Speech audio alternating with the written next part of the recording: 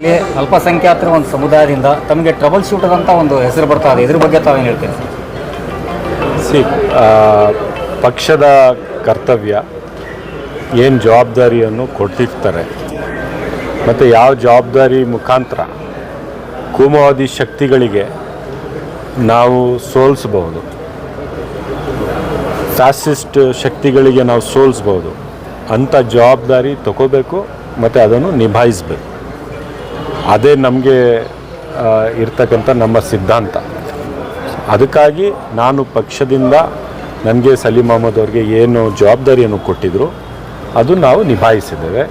ಈಗ ಚುನಾವಣೆ ಮಾಡ್ತಾಯಿದ್ದೀವಿ, ಸಂಪೂರ್ಣವಾಗಿ ನಂಬಿಕೆಯಿಂದ ನಾವು ಚುನಾವಣೆ ಮಾಡ್ತಾಯಿದ್ದೀವಿ. CM ಇವತ್ತು ಒಂದು ಮತ ಪ್ರಚಾರ ಮಾಡಿದ್ರು ಸರ್, ಇದ್ರ ಬಗ್ಗೆ ಸನ್ಮಾನ್ಯ ಮುಖ್ಯಮಂತ್ರಿಗಳು ಸಿದ್ದರಾಮಯ್ಯನವರು ಅವ್ರಿಗೆ ಇರ್ತಕ್ಕಂಥ ಒಂದು ಜನಪ್ರಿಯತೆ, ಜನ ಬೆಂಬಲ, ಜನರಿಗೋಸ್ಕರ ನಮ್ಮ ಸರ್ಕಾರ ಕೊಟ್ಟಿರ್ತಕ್ಕಂಥ ಕಾರ್ಯಕ್ರಮಗಳು, ಇದೆಲ್ಲವನ್ನು ನೋಡಿದ್ರೆ ನಮ್ಮ ರಾಜ್ಯದ ಸರ್ಕಾರ, ನಮ್ಮ ನಾಯಕರಾದಂಥ ಸಿದ್ದರಾಮಯ್ಯನವರು ಮತ್ತು DK ಶಿವಕುಮಾರ್ ಅವರು ಸಕ್ರಿಯವಾಗಿ ಏನು ಪ್ರಚಾರ ಮಾಡ್ತಾಯಿದ್ದಾರೆ.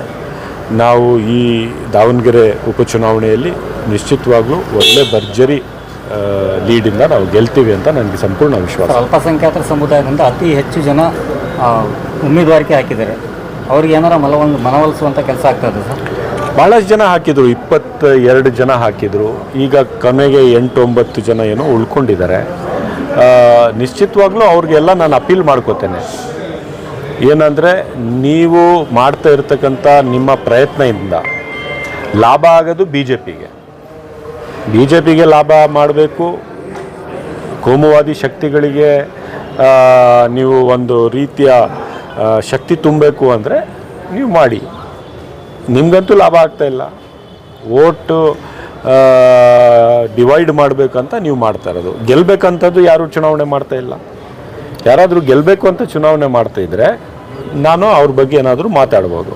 ಈ ಕಳೆದ 4 ದಿನದಿಂದ ನೀವು ಸಂಚಾರ ಮಾಡ್ತಾ ಇದ್ದೀರಾ. ಇಲ್ಲಿ ಈಗ ಅಲ್ಪಸಂಖ್ಯಾತರಲ್ಲಿರುವಂಥ ಗೊಂದಲ ನಿವಾರಣೆ ಆಗಿದೆ ಅನ್ಸುತ್ತಾ ನಿಮಗೆ? ನಿಶ್ಚಿತವಾಗ್ಲೂ ಭಾಳಷ್ಟು ಜನ ವಿಡ್ರಾ ಮಾಡಿಕೊಂಡ್ರು, ಭಾಳಷ್ಟು ಜನ ನಮ್ಮ ಜೊತೆಗೆ ಬಂದರು, ಭಾಳಷ್ಟು ಜನ ಇದನ್ನು ಅರ್ಥ ಮಾಡಿಕೊಂಡ್ರು. ಇಲ್ಲಪ್ಪ, ನಾವು ಕೋಮುವಾದಿ ಶಕ್ತಿಗಳಿಗೆ, ಫಾಸಿಸ್ಟ್ ಶಕ್ತಿಗಳಿಗೆ, BJP ಇಂಥ ರಾಜಕೀಯ ಪಕ್ಷಕ್ಕೆ ನಾವು ಸಹಾಯ ಮಾಡೋಕ್ಕಾಗಲ್ಲ. ನಾವು ಏನಿದ್ರೂ ಸೆಕ್ಯುಲರ್ ಪಾರ್ಟಿ, ಸೆಕ್ಯುಲರ್ ಸಿದ್ಧಾಂತ, ಹಿಂದೂ, ಮುಸ್ಲಿಂ, ಸಿಖ್, ಕ್ರೈಸ್ತರು ನಾವೆಲ್ಲರೂ ಅಣ್ಣ ತಮ್ಮದರಾಗಿ ಬದುಕಬೇಕು. ಪ್ರೀತಿ ವಿಶ್ವಾಸದ ವಾತಾವರಣ, ಭ್ರಾತೃತ್ವದ ವಾತಾವರಣ ಇಲ್ಲಿ ನಿರ್ಮಾಣ ಆಗಿರಬೇಕು. ಅದನ್ನು ನಾವು ಮುಂದೆ ಬರ್ಕೊಂಡು ಹೋಗಬೇಕು ಅಂದರೆ ಕಾಂಗ್ರೆಸ್ಸೇ ಗೆಲ್ಲಬೇಕು. BJPಗಂತೂ ನಾವು ಅವಕಾಶ ಮಾಡಿಕೊಡಬಾರ್ದು ಅಂತ ಭಾಳಷ್ಟು ಜನ ನಮ್ಮ ಜೊತೆಗೆ ಸೇರ್ಕೊಂಡಿದ್ದಾರೆ. ಇನ್ನೂ ಭಾಳಷ್ಟು ಜನ ಮುಂದೆ ಸೇರ್ಕೋತಾರೆ. ದಾವಣಗೆರೆ ಅಲ್ಪಸಂಖ್ಯಾತರಿಗೆ ನಿಮ್ಮ ಸಂದೇಶ ಏನಿದೆ, ಮೆಸೇಜ್? ಅಲ್ಪಸಂಖ್ಯಾತರಿಗೆ ಮಾತ್ರ ಅಲ್ಲ, ಎಲ್ಲ ಸಮುದಾಯಗಳಿಗೆ ನಾನು ಹೇಳೋಕ್ಕೆ ಇಷ್ಟ ಬಯಸ್ತೇನೆ. ಸಮಾಜವನ್ನು ಒಡೆಯೋದಕ್ಕೆ, ಬೇರೆ ಬೇರೆ ಮಾಡೋದಕ್ಕೆ, ವಿಷದ ಬೀಜ ಬಿತ್ತನೆ ಮಾಡೋದಕ್ಕೆ, ವಿಶೇಷವಾಗಿ ದುರ್ಬಲ ವರ್ಗದವರಿಗೆ, ದೀನ ದಲಿತ ಸಮಾಜಕ್ಕೆ, ಹಿಂದುಳಿದ ವರ್ಗಕ್ಕೆ ಮತ್ತು ಅಲ್ಪಸಂಖ್ಯಾತ ಸಮಾಜಕ್ಕೆ ಇವತ್ತು ಕಂಟಕ ಆಗಿರೋದು BJPಯ, RSSನ ಸಂಘ ಪರಿವಾರದ ಸಿದ್ಧಾಂತ. ಇಂಥ ಸಿದ್ಧಾಂತದ ವಿರುದ್ಧ ನಾವು ಹೋರಾಡಬೇಕಾಗಿದೆ ಹೊರತು ನಮ್ಮಲ್ಲಿ ನಾವು ಬೇರೆ ಬೇರೆ ಭಿನ್ನಾಭಿಪ್ರಾಯ ಇದ್ದರೂ ಸಹ ಕೆಲವು ಸತಿ ಒಮ್ಮೊಮ್ಮೆ ನಮಗೆ ಆ ಗಳಿಗೆಗೆ ಸಿಗಬೇಕಂತ ಅವಕಾಶ ಸಿಗದೇ ಇದ್ದರೂ ಸಹ ಬೇರೆ ಬೇರೆ ಕಡೆ ಬೇರೆ ಬೇರೆ ಸಂದರ್ಭದಲ್ಲಿ ಅವಕಾಶಗಳು ಸಿಕ್ಕಿದ್ದಾವೆ, ಇನ್ನೂ ಕೂಡ ಸಿಗ್ತವೆ. ಕಾಂಗ್ರೆಸ್ ಒಂದೇ ಪಕ್ಷ ಅಲ್ಪಸಂಖ್ಯಾತರಿಗೆ ಇವತ್ತು ಪ್ರಾತಿನಿಧ್ಯವನ್ನು ಕೊಟ್ಟಿರ್ತಕ್ಕಂಥದ್ದು ಆನ್ ರೆಕಾರ್ಡ್. ಏನು ಜನತಾದಳಿಂದ MLAs ಇದ್ದಾರಾ, MLCs ಇದ್ದಾರಾ? BJPಯವರಂತೂ ಬಿಟ್ಬಿಡಿ, ಅವರು ಅಲ್ಪಸಂಖ್ಯಾತರನ್ನು, ದಲಿತರನ್ನು, ಹಿಂದುಳಿದ ವರ್ಗದವ್ರಿಗೆ ಗುರಿಯಾಗಿ ರಾಜಕಾರಣ ಮಾಡ್ತಾರೆ. ಅವರಿಂದ ಅಪೇಕ್ಷೆ ಏನಿಲ್ಲ. ಆದರೆ ಬೇರೆ ಯಾವ ಪಕ್ಷ ನಮಗೆ ಸಹಾಯ ಮಾಡಿದೆ? ಯಾವ ಪಕ್ಷ ನಮಗೆ ಅವಕಾಶಗಳು ಕೊಟ್ಟಿದ್ದಾವೆ? ಇವತ್ತು 10 ಜನ ನಾವು ಶಾಸಕರಿದ್ದೀವಿ, ಕಾಂಗ್ರೆಸ್ ಪಕ್ಷದಿಂದನೇ ಇದ್ದೀವಿ. 4 ಜನ ಮೇಲ್ಮನೆ ಸದಸ್ಯರಿದ್ದಾರೆ, ಕೌನ್ಸಿಲರ್ಲಿದ್ದಾವೆ, ಲೆಜಿಸ್ಲೇಟಿವ್ ಕೌನ್ಸಿಲಲ್ಲಿದ್ದೀವಿ. ಯಾವ ಪಕ್ಷದಲ್ಲಿದ್ದೀವಿ? ರಾಜ್ಯಸಭಾ ಮೆಂಬರ್ ಆಗಿದ್ದೀವಿ ಇದೇ ರಾಜ್ಯದಿಂದ. ನಾಸಿರ್ ಹುಸೇನ್ ಅವರು ಡೆಲ್ಲಿಯಲ್ಲಿದ್ದಾರೆ, ಅವರು ಯಾವ ಪಕ್ಷದಲ್ಲಿದ್ದಾರೆ? 2 ಮಂತ್ರಿಗಳು ಇವತ್ತಿದ್ದಾರೆ, ಜಮೀರ್ ಅಹಮದ್ ಖಾನ್ ಅವರಿದ್ದಾರೆ, ರಹೀಮ್ ಖಾನ್ ಅವರಿದ್ದಾರೆ. ಯಾವ ಪಕ್ಷದಲ್ಲಿ ಮಂತ್ರಿ ಆಗಿದ್ದಾರೆ? BJPಯಿಂದ ಮಂತ್ರಿ ಮಾಡಿದ್ರ? ಇವತ್ತು ರಾಜ್ಯದ ಇತಿಹಾಸದಲ್ಲೇ ಮೊದಲ ಬಾರಿಗೆ ಒಂದು ಸ್ಪೀಕರ್ ಇತಿಹಾಸದಲ್ಲೇ ಒಬ್ಬ ಅಲ್ಪಸಂಖ್ಯಾತ ಸ್ಪೀಕರ್ ಆಗಿರಲಿಲ್ಲ ಯು ಟಿ ಖಾದರ್ ಅವರು. ಒಳ್ಳೆ ಸಾಮರ್ಥ್ಯದಿಂದ ಇವತ್ತು ವಿಧಾನಸಭೆಯನ್ನು ನಡೆಸ್ತಾ ಇದ್ದಾರೆ. ಅವ್ರು ಯಾವ ಪಕ್ಷದವರು ಹೇಳಿ? ಕಾಂಗ್ರೆಸ್ನವರು. 22 ಜನ ರಾಜ್ಯದಲ್ಲಿ ಬೋರ್ಡ್ ಚೇರ್ಮನ್ಗಳಾಗಿದ್ದಾರೆ. ಸೊ ನಾವು ಕಾಂಗ್ರೆಸ್ನವರು ಅಲ್ಪಸಂಖ್ಯಾತರಿಗೂ ಅವಕಾಶ ಕೊಟ್ಟಿದ್ದೀವಿ, ದಲಿತ ವರ್ಗಕ್ಕೂ ಅವಕಾಶ ಕೊಟ್ಟಿದ್ದೀವಿ, ಲಿಂಗಾಯತ ವರ್ಗಕ್ಕೂ ಅವಕಾಶ ಕೊಟ್ಟಿದ್ದೀವಿ, ಒಕ್ಕಲಿಗರಿಗೂ ಅವಕಾಶ ಕೊಟ್ಟಿದ್ದೀವಿ, ಹಿಂದುಳಿದ ವರ್ಗದಕ್ಕೂ ಅವಕಾಶ ಕೊಟ್ಟಿದ್ದೀವಿ. ಯಾರಿಗೂ ಧ್ವನಿ ಇಲ್ಲ ಸಣ್ಣ ಸಣ್ಣ ಹಿಂದುಳಿದ ವರ್ಗಗಳಿಗೆ ಕೂಡ ಅವಕಾಶ ಮಾಡಿ ಅಧಿಕಾರವನ್ನು ಹಂಚಿದ್ದೀವಿ. ಕಾಂಗ್ರೆಸ್ ಅಂದರೆ ಎಲ್ಲರನ್ನು ಸಮಾನವಾಗಿ ನೋಡಿ ಅವ್ರಿಗೆ ಸಿಗಬೇಕಂತ ಅಧಿಕಾರವನ್ನು ಹಂಚ್ತಕ್ಕಂಥ ಪಕ್ಷ. ಅದನ್ನು ಮಾಡಿದ್ದೀವಿ. ಒಂದು ಕಡೆ ಕೊಡದೆ ಆಗಿರ್ಬೋದು, ಅದರಲ್ಲಿ ಅಲ್ಪಸಂಖ್ಯಾತರು ಕೂಡ ನಾವು ನಾಯಕರು ಯಾರು ನಾವು ನಾಯಕರಂತ ನಾವು ಮಾಡ್ಕೊಂಡಿದ್ದೇವೆ, ಅವ್ರದ್ದು ಕೂಡ ತಪ್ಪಿದೆ. ನಾವು ಒಂದು ಕನ್ಸೆನ್ಸಸ್ ಕ್ಯಾಂಡಿಡೇಟ್ ಎಲ್ಲರಿಗೆ ಒಪ್ಪಿಗೆ ಆಗಬೇಕಂತ ಒಂದು ಕ್ಯಾಂಡಿಡೇಟ್ನ ನಾವು ಪ್ರಪೋಸ್ ಮಾಡಿಲ್ಲ. ಮಾಡಿದರೆ ಈ ಕ್ಷೇತ್ರದಲ್ಲೂ ಕೂಡ ಅವಕಾಶ ಸಿಕ್ಕೋದು, ಮುಂದೆನೂ ಕೂಡ ಸಿಕ್ಕುತ್ತೆ ಅಂತ ನನಗೆ ಅವಕಾಶ ಇದೆ. ಕಾಂಗ್ರೆಸ್ ಸಿದ್ಧಾಂತ ಪ್ರಕಾರ ಅನುಕಂಪದ ಮೇಲೆ ನಮ್ಮೂರು ಶಿವಶಂಕರಪ್ಪ ಮೊಮ್ಮಗನಿಗೆ ಟಿಕೆಟ್ ಕೊಟ್ಟಿದ್ದೀರಿ. ಈಗ ಅನುಕಂಪ ಇದೆ, ಅನುಕಂಪ ಟಿಕೆಟ್ ಇಲ್ಲಿ ಬಾಗಲಕೋಟಲ್ಲಿ ಮೇಟಿಯರ ಮಗನಿಗೆ ಕೊಟ್ಟಿರ. ಹಾಗಾಗಿ 28ಕ್ಕೆ ಏನಾರ ಅಲ್ಪಸಂಖ್ಯಾತರ ಕೊಡೋಕೆ ಏನಾರ 28ಕ್ಕೆ ಹೊಸ ಡಿಲಿಮಿಟೇಷನ್ ಆಗಿ ಹೊಸ ಕ್ಷೇತ್ರಗಳೇ ಆಗ್ತವೆ. ಆಟೋಮೆಟಿಕ್ಕಾಗಿ ಒಂದು ಅಲ್ಪಸಂಖ್ಯಾತರಿಗೆ ಒಂದು ಕ್ಷೇತ್ರ ಆಗೋಗುತ್ತೆ.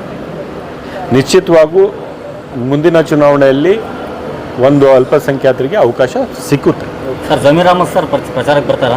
ಬರಬೇಕಲ್ಲ, ಅವರು ರಾಜ್ಯದ ಮಂತ್ರಿ ಆಗಿದ್ದಾರಲ್ಲ, ಬರಲೇಬೇಕು, ಬರ್ತಾರೆ. ಈಗ sir double shooter Rizwan Arshad ಅಂತಾರೆ, ಟ್ರಿಬಲ್ ಶೂಟರ್ ಸಲೀಂ ಅಹಮದ್ ಅಂತಾರೆ.